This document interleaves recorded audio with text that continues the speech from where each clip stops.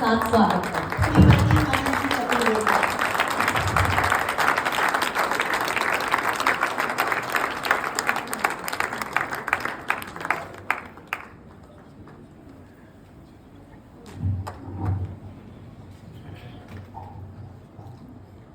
सबको प्रणाम, आगे भी और पीछे भी। क्योंकि क्या होता है, शुरू से जब से बोलती आ रही हूँ, अगर मैं ये सोचती हूँ कि स्टेज पे कौन कौन बैठा है और पर्ची रखे इसका नाम उसका नाम इसका नाम उसका नाम, तो मैं क्षमा चाहती हूँ कि विषय भूल जाती हूँ। सच बोल रही हूँ, मैं विषय भूल जाती हूँ। और जब बार बार ये कहा जाता है ना, वक्ता वक्ता वक्ता वक्ता, तो मुझे ऐसा लगता है कि सामने वाले बड़े वो हो जाते हैं और आप कह रही हैं कि सब चाहते हैं कि करें। वक्ता होना एक बड़ी बात नहीं, किसी भी जरिए किसी के भी दिल में उतरकर अपनी बातों का संप्रेषण करके उस बीज को डालकर उसको पल्लवित और पुष्पित फल्लवित करना सौभाग्य। मुझे लगता है कि ये कर पाना हमारा धर्म है। हम बोलते जाएं बोलते जाएं बोलते जाएं और किसी के भी अंदर अगर एक बीज भी नहीं डला और वो सही तरीके से पल्लवित पुष्पित और फल्लवित नहीं हुआ तो कोई मतलब नहीं है। अगर सेवा कार्य की बात करें तो आज के दौर में सबसे बड़ी सेवा है कि माँ जब माँ बने तो अपने मातृत्व धर्म को पूरा निभाए। आप ये प्रयास जरूर करना कि कहीं भटकाव ना होता है। आजकल बच्चा रोता है तो पहले मोबाइल हाथ में दे देते हैं कि बेटा ये देख लो, टाइम पास कर लो। माँ अगर माँ बन रही है तो अपने मातृत्व भाव को नहीं भूले। एक जीव से दूसरा जीव निकाल कर इस दुनिया में लाना माँ बनना नहीं है। उस बच्चे को सही तरीके से बड़ा करके उसको पूरे समाज में आगे बढ़ाकर दूसरों को आगे बढ़ाने के लिए, साथी बनने के लिए तैयार करना एक माँ बनने का धर्म है, एक माँ होने का धर्म है। और सबसे बड़ा शब्द पूरी दुनिया में अगर पूछा जाए तो क्या है? मैं उम्मीद करूंगी कि आप भी थोड़ा वक्ता बने और मुझे इस बात का उत्तर दें। सबसे बड़ा शब्द इस पूरी दुनिया में क्या है? सबसे छोटा शब्द माँ। हाँ, लेकिन मुझे लगता है ममता सबसे बड़ा शब्द है, क्योंकि वो सिर्फ शब्द नहीं है, वो भाव है। तो मेरी बहनों से मैं कहना चाहूंगी कि माँ शब्द हमने हमेशा सबसे बड़ा माना, लेकिन मातृत्व और ममता भाव बहुत ज्यादा बड़ा है माँ शब्द से भी। वो कैसे? वो पुरुषों में भी होता है, उसे वो प्रकट नहीं कर पाते क्योंकि शुरू से ही एक टैगलाइन होती है, माँ बड़ी है, माँ बड़ी है, माँ बड़ी है। लेकिन मेरे घर में जो बच्चे आए हैं वो सिर्फ हालात के कारण छोड़े हुए नहीं हैं। मैं यहाँ पर पर्दा थोड़ा सा हटा के उस झीरी में से आपको एक झलक दिखाना चाहूंगी। कई माओ और कई बहनों ने उन बच्चों को स्वेच्छा से भी छोड़ा, हालातों के आगे घुटने टेक कर छोड़ा है। एक बकरी भी शेर से लड़ने का माता रख लेती है अगर उसके मेमनों और उसके बच्चों की बात आती है। पर यहाँ पे इंसानियत में ममता का भाव इतना संकीर्ण होता जा रहा है कि बच्चों को ऐसे छोड़ दिया जाता है कि जैसे जन्म ही नहीं दिया। ये कटु सत्य है लेकिन सत्य है, तो आप इस विषय को भी जोड़िए। तो माँ या ममता भाव सिर्फ और सिर्फ स्त्रियों की एक बात नहीं है। हमें प्रकृति ने वो सौभाग्य दिया है कि हम जन्म दे सकते हैं एक बच्चे को, माँ बन सकते हैं, उसे दूध पिला सकते हैं, उसे पाल सकते हैं, उसे उंगली पकड़ के चलना सिखा सकते हैं। उसके पहले गुरु बनने का हक हमारे को मिला है। लेकिन मैं आपको यकीन दिलाती हूँ, आप सबको यकीन दिलाती हूँ कि मैं कई पुरुषों से ऐसे मिली हूँ जिनमें ममता का भाव स्त्रियों से भी ज्यादा होता है।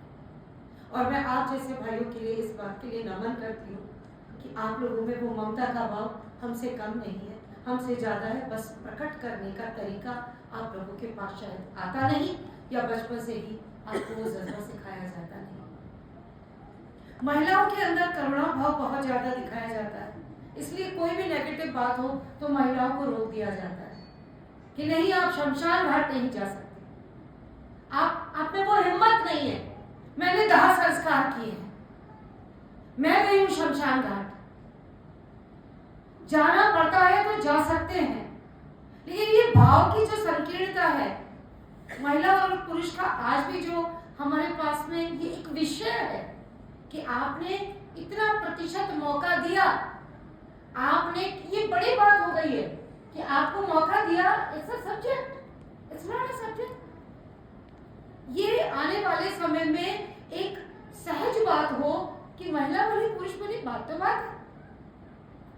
अध्यक्ष बना, सचिव बना, ये बड़ी बात है। महिला बनी पुरुष बना, ये भी आज भी इस सदी में भी हमारे मस्तिष्क में ये विषय है। इस सेवा की जरूरत है कि हम अपने आप को इस संकीर्ण विचारधारा से बाहर निकालें।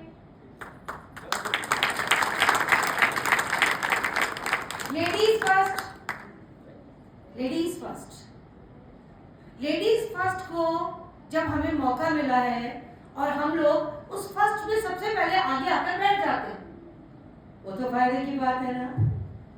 लेकिन लेडीज फर्स्ट का पहला कर्तव्य क्या है और आखिरी कर्तव्य क्या है, और बीच से लेके आखिरी तक हर पड़ाव पर कर्तव्य क्या है, कहीं हम उससे तो नहीं चूक रहे।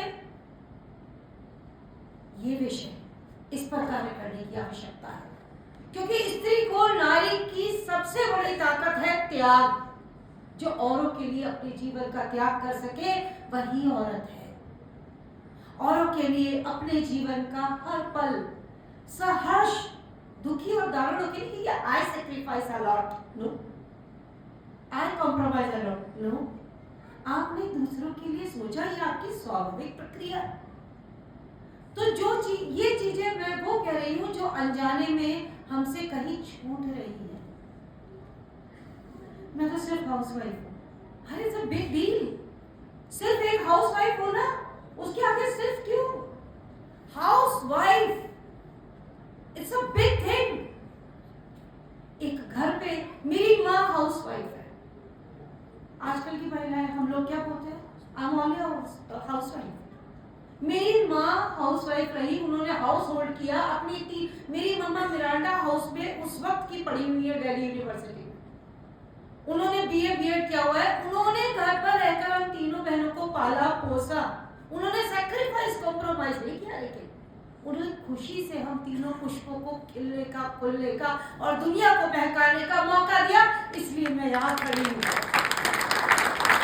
तो आप चाहे हाउसवाइफ बने, लेकिन उसको सिर्फ कहकर हमारी जो, हमारे से पहले वाली जो जनरेशन है, जो मातृत्व शक्ति है, उसको छोटा ना करें, क्योंकि वो तो सिर्फ हाउसवाइफ थी, वो तो गृह कार्य करती थी। तो मैं ये नहीं कहती कि आज की परिपाटी में आकर आगे काम ना करें। आप पहले भी कर रही थी, आप आज भी कर रही हैं। आज के देखने का नजरिया अलग है, पहले का दिखाने का नजरिया ही नहीं था।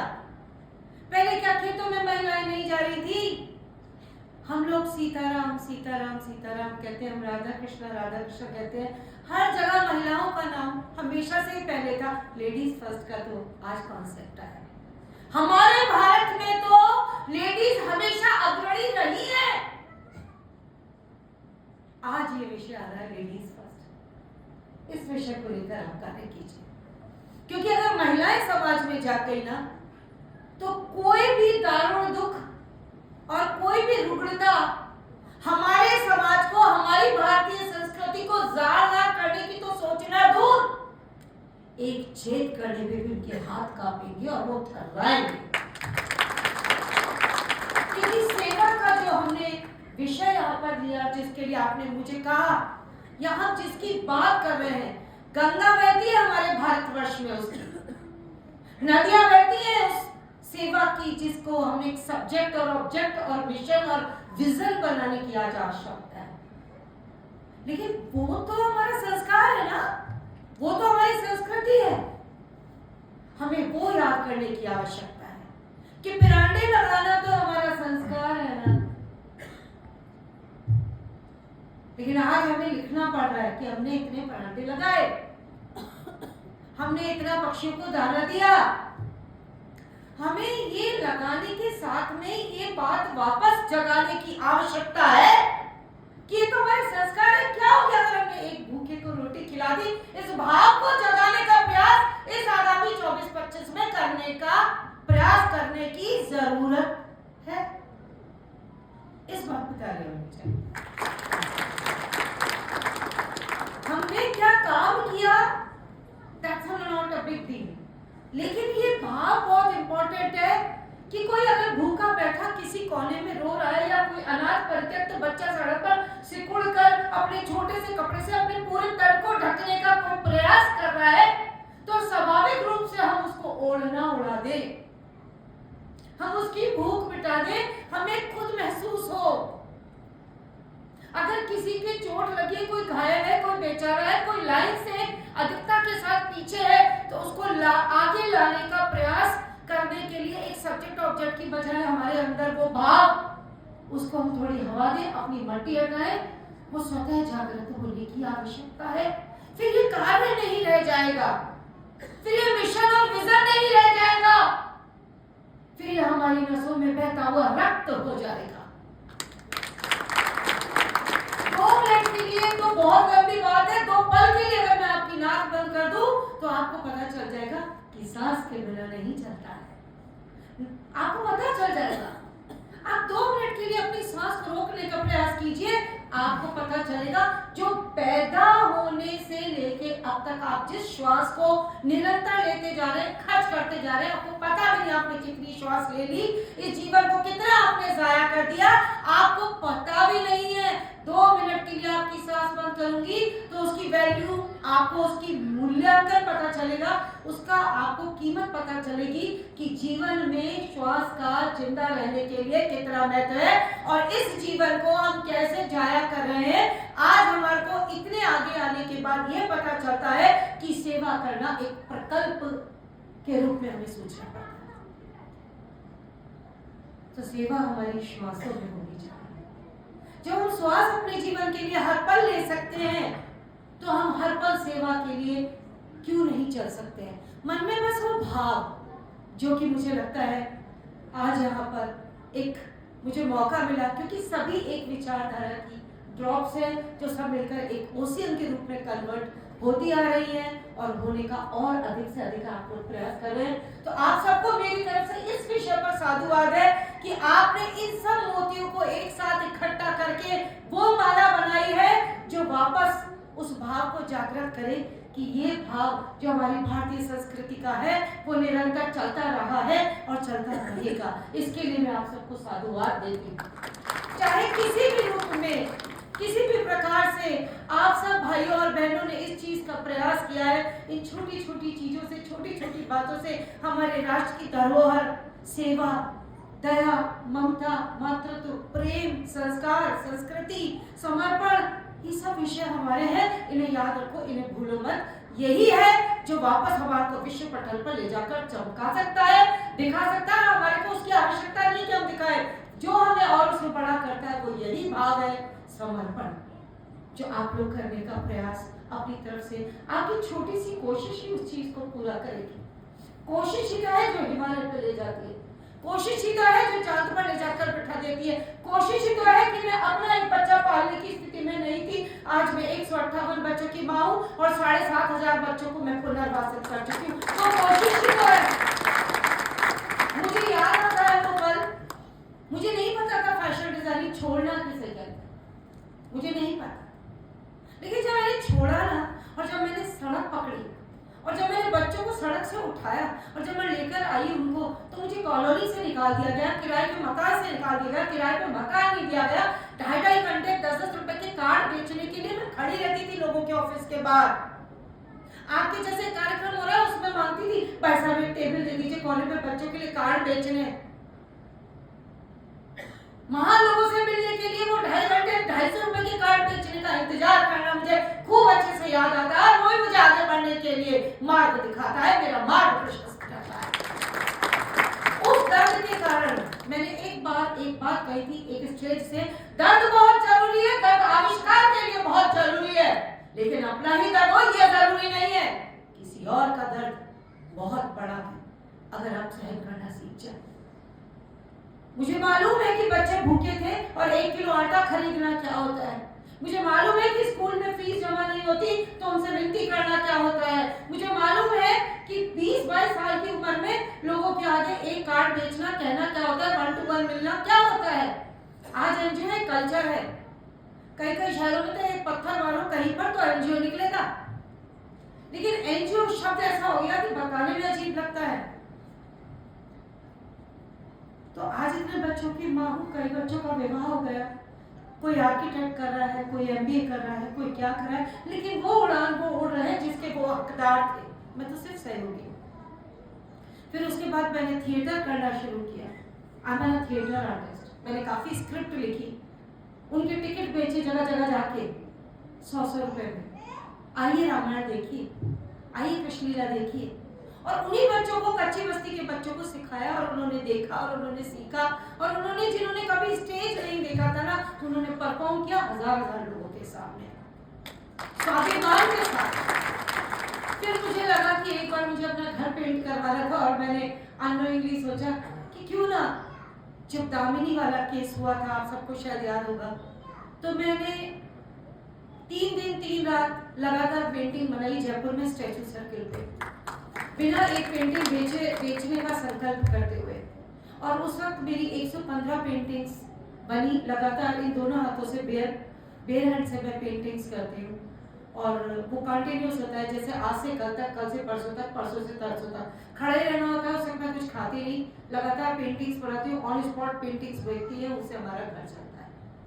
वो 73 घंटे का अननोइंगली, बिना सोचे मैंने डिसीजन लिया कि मैं ऐसे स्टेज पर खड़ी होगी और वो पूरा हुआ। वो पूरा हुआ और आज वो विश्व रिकॉर्ड है। 60 घंटे का एक, ये नहीं कह रही कि मैंने किया, जैसे भाई साहब ने बहुत अच्छी बात कही कि मैं अच्छा कर रहा हूँ, मैं ही अच्छा कर रहा हूँ, ऐसा वो नहीं है, ऐसा वो नहीं है। लेकिन ये एक बात है कि उस एक बच्चे के लिए सेवा के भाव ने, मैंने उस बच्चे को मैं आपको क्या बताने का और समझाने का प्रयास कर रही हूँ वो मैं बताना चाहती हूँ कि मैंने उस बच्चे के लिए किया, जो बच्चा सड़क के किनारे बिल्कुल बिना कपड़े पहने सड़क में, वो बच्ची कचरे के ढेर में से कुछ ढूंढ के खाने के लिए बैठी थी। मैं उस बच्चे का आज यहाँ से धन्यवाद देती हूँ कि उसने मेरे को फैशन डिजाइनिंग से ज्यादा लाइफ डिजाइनिंग में कन्वर्ट कर दिया। वो बच्ची तो पीछे रह गई, मेरी बस तो आगे चली गई, मैं तो ऊपर बस में बैठी हुई थी और 19 साल की थी और बाई चांस मेरी नजर पड़ी और मैंने उस बच्ची को देखा, ट्रैफिक खुल गया, बस निकल गई, बच्ची रह गई, लेकिन उसने मेरा जीवन परिवर्तित कर दिया। उस बच्ची ने मुझे 73 घंटे खड़े होने की ताकत दी, धन्यवाद है उस बालिका को।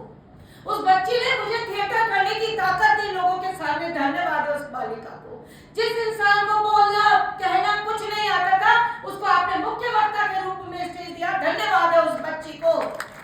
जिस बच्ची को मैंने देखा और उसके कारण में इतने बच्चों को कपड़े पहनाने का कारण बन पाई, धन्यवाद है उस बच्ची को। तो मैंने कोई एहसान नहीं किया, उस बच्ची के कारण आज मैं इस लायक हो पाई कि मैं कुछ कर सकूं, हर श्वास को बिना रोके श्वास की इज्जत रख सकूं। तो हर श्वास में श्वास की माला को पिरोकर आपको कुछ आगे और जीना है औरों के लिए। 2 निगाहों से आप सिर्फ कुछ ही सपने और कुछ ही कर्म कर सकते हैं, हजारों की निगाहों के सपनों को भरना है अपनी नजरों में, तो फिर आप जमाने को एक पल में ही देख और महसूस कर सकते हैं। तो जब हम सोचेंगे इसे तो हर पल सेवा कर सकेंगे, हर पल कार्य कर सकेंगे, अपनी संस्कृति का सम्मान कर सकेंगे। हमारी संस्कृति, भारतीय संस्कृति इतनी विशाल, इतनी बड़ी क्यों है? हम इसे इतना बड़ा क्यों मानते हैं? Why? हर देश की अपनी संस्कृति होती है, अपने संस्कार होते हैं, सिर्फ इसलिए क्योंकि उसने देना सिखाया है, उसने दूसरों का दुख लेना सिखाया है, उसने आगे बढ़ के दूसरों की माटी पर कब्जा करना नहीं सिखाया है, किसी गिरे को उठाना सिखाया है, परंडे लगाना, गाय को रोटी देना, कुत्ते को रास की रोटी देना, दाने डालना, उनको गिनती गाना नहीं सिखाया, पूर्णमासी पे सीधा, मावस पे सीधा ये करना सिखाया है। किसी भी प्रकार से किसी एक की सेवा हो जाए, हर पल ये भाव हमारी भारतीय संस्कृति ने सिखाया है। तो मैं मातृशक्ति को यहाँ से प्रणाम करती हूँ, आपके भावों को मैं प्रणाम करती हूँ, सेवा करने के लिए बहुत बड़ी और बहुत सारी बातें हैं। अच्छा नहीं लगता, पानी की बोतलें होती हैं, यहाँ पर सोचिए, पहले तो बड़ी वाली बोतल रखते थे, यहाँ तो मैं स्पेन गई, वहां पर मैंने देखा पानी सर्व कर रहा था एक व्यक्ति और दूसरे व्यक्ति ने कहा नहीं बस इतना ही, मतलब पानी उनको उतना ही चाहिए जितनी उनकी प्यास है। तो बख्श दो ना उस आधे गिलास के पानी को छोड़ने से अच्छा उस बोतल को। ये भी सेवा है, ये तो डायरेक्ट प्रकृति की सेवा है। You are not wasting a single drop of water. Please आप उतना ही पानी लीजिए जितना आपकी प्यास हो, किसी दूसरे को मिल जाएगा। वहां पे वो आपके लिए तालियां नहीं बजा पाएगा, लेकिन वो अपनी प्यास बुझा पाएगा। जरूरी है कि पेश करते वक्त आप अपना नल बंद रखें, चालू ना रखें, वो भी सेवा है। किसको? डायरेक्ट पूरी कायनात, पूरी प्रकृति को। आप अपने स्विचेस को बंद कर देंगे तो आप एनर्जी को बचा पाएंगे। ये बातें बहुत छोटी छोटी हैं, अपने हर कदम से अपने शरीर से सेवा कर सकते हैं। उतना ही ले जितनी भूख है, थाली में छोड़ने की प्रवृत्ति को छोड़ दे, वो भी एक सेवा है। क्योंकि कितनी मेहनत करके कोई उगाता है, कोई उगता है, पृथ्वी की एनर्जी उसमें लगती है, तब वो बीज बड़ा होकर आपके लिए रास्तों में सब्जी बिकने के लिए आती है। और आप थाली में लेकर अगर ना छोड़ने की शपथ आज डायरेक्ट से ले, तो वो भी एक सेवा है, डायरेक्ट प्रकृति पर सेवा है। थालियों में जाके उतना ही अपनी थालियों में लेने का प्रयास करें जितनी भूख है। हमें डेजर्ट की और स्टार्टर्स की सेंस नहीं है, पर सब कुछ चाहिए, पर सब कुछ चाहिए। ये सब कुछ छोड़ने का जो जरूरी है, उसी को समेटने का प्रयास करना भी सेवा है, और डायरेक्ट प्रकृति के लिए सेवा है। इतना ही कहना चाहूंगी मैं। कहने के लिए बहुत कुछ है, लेकिन मुझे लगता है सेवा सेवा ना करूं मैं, सेवा सेवा ना करूं मैं, सेवा सेवा करके क्या करूं मैं? सेवा कितनी, किसकी, कहां तक, कब तक करूं मैं? सेवा करते सेवा सेवा सेवा हो जाऊं मैं। श्वास श्वास में, माला माला में सेवा की बूंद ही सही, लेकिन खुद में सेवा बन जाऊं। धन्यवाद। भारत माता की जय।